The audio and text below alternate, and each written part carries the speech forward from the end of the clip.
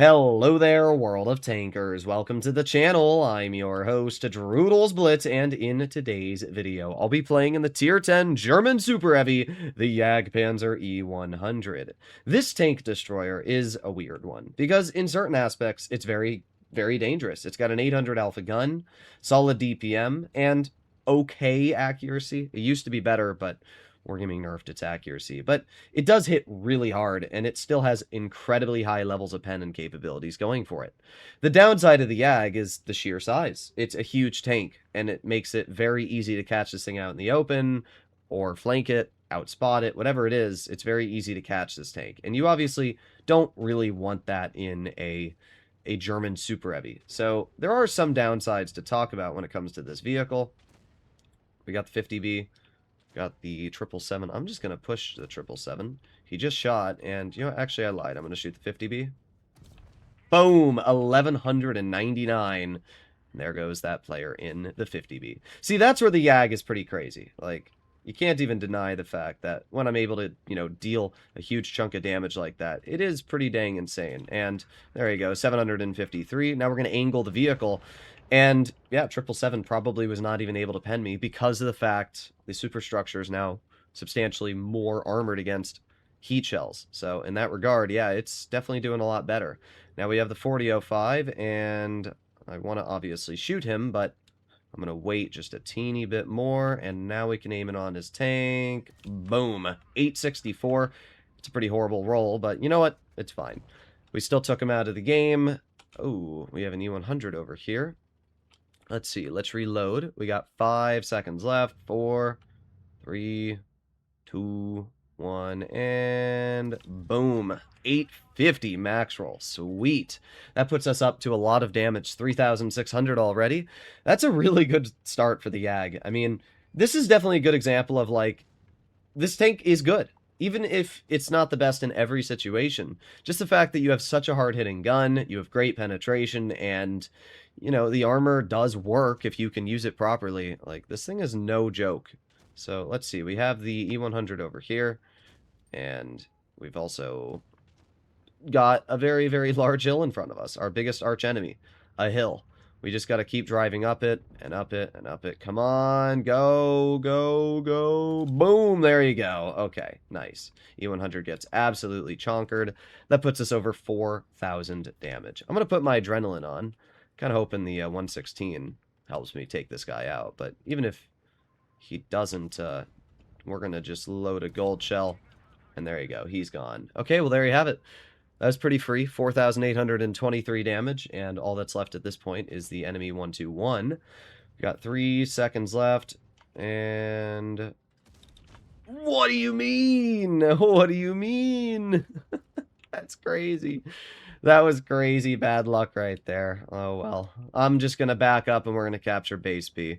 It's probably the smartest play I can make. I have a feeling that the 121 is potentially going to try and head over to base C, but... I'm no fool. Alright, let's see. I'm going to aim right here. And 3, 2, 1, fire. Dang, it even went where I aimed, but I guess I was just a little bit off on my guess, but shouldn't really make a difference. We're going up on cap. 116 is going to roll around the corner, and that 121 is going to be gone. If I were that 121, I would not have captured base C. Like, it was very obvious the 116 was driving towards you. Not sure why you decided to stay in that base. But either way, that was a pretty good game. We ended up dealing 4,800 damage. We aced it and got 2 kills. And, I mean, just acing this alone really shows that, like, the average player doesn't do great in the YAG. This vehicle really, really struggles in terms of... Again, just the fact that mediums can really bully it. But now that mediums are probably going to be played a bit less, heavies are going to be the new thing. I feel like, you know, the YAG might actually have a solid hold in the game. So we got a 57 heavy and a VK72. And then a YAG, a 183, and a Foch. Okay, well, we'll see what we can do. We'll see what we can do. The question is, where's our team going to go? Hopefully... the heavies go to the heavy side, and it looks like they are. Unfortunately, our E3 is going to the medium flank. I mean, it's not the end of the world, but it's more just, I don't want to be in a situation where we get, like, overwhelmed on either side of the map. I'm going to go towards mid, though, because That's kind of the best position to put a YAG. You can side scrape, you can use the buildings for cover, and this tank doesn't really have a lot of gun depression, as you can tell from the design, so we're not going to be able to really excel in that regard. We have the Jagdpanzer. Okay. I'm just going to keep going. The YAG is getting shot. And I don't know where the 57 Heavy or the VK-72 would be, but now we do. Oh, there's the VK. All right, well, I'm just going to move over here. VK just shot, and now I'm going to aim it on his side armor. Boom. There you go, 745. That's pretty nasty. I'm going to chill right here, and I'm just going to face hug the VK. I think that's the best play I can make. I'm hoping that if we angle it properly, this VK, well, he does go right through me. And we're going to go through his corner. There you go, 855. That's still a lot. I was hoping, though, that VK was not going to be able to cut through my armor, and he did. All right, well, what are we going to do? What are we going to do? We're going to reload. We have the STB, who we're going to aim in on, and aiming a little more. Fire, boom. That's what I'm talking about. 808 into the enemy STB, and that actually puts us up to 2,400 damage, which is quite nice. We're going to reload again, and we got to wait 5 more seconds. 3, 2, 1, and boom, there you go. 183 taken out. That puts us up to 2,900. Honestly, I probably could have hit the STB, but I guess it doesn't matter because the STB's dead anyway. I'm not sure why that STB didn't go into cover. Like, it was pretty obvious that they should have, but hey, I'm not complaining. We have the Jagdpanzer 50 ton over here, and let's see, aiming, boom. As I said, the one thing I don't love about the YAG is that I do feel its gun should be more accurate. I don't know why it is so inaccurate, to be honest. Like, I feel like it should be able to hit its shells a little bit easier, but we gotta wait a few more seconds, and we can poke again. There's the Foch, there is the Jagdpanzer, and there you go.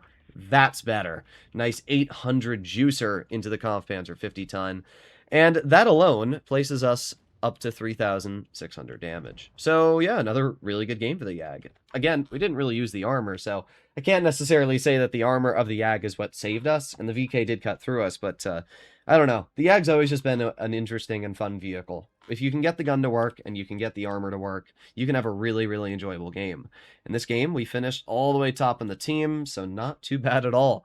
Let's take a look at one more game of the YAG. This was the first one I played in the vehicle today on Black Goldville, and I don't know. This game was an interesting one with my first shot on the grill, and also the luck that happened afterward. So we're going to start this game by going into the TD bush. This is a really, really basic early game position, and it allows us to shoot any players that make mispokes in front. This tank benefits heavily off of players making mispokes. So we're just going to keep waiting.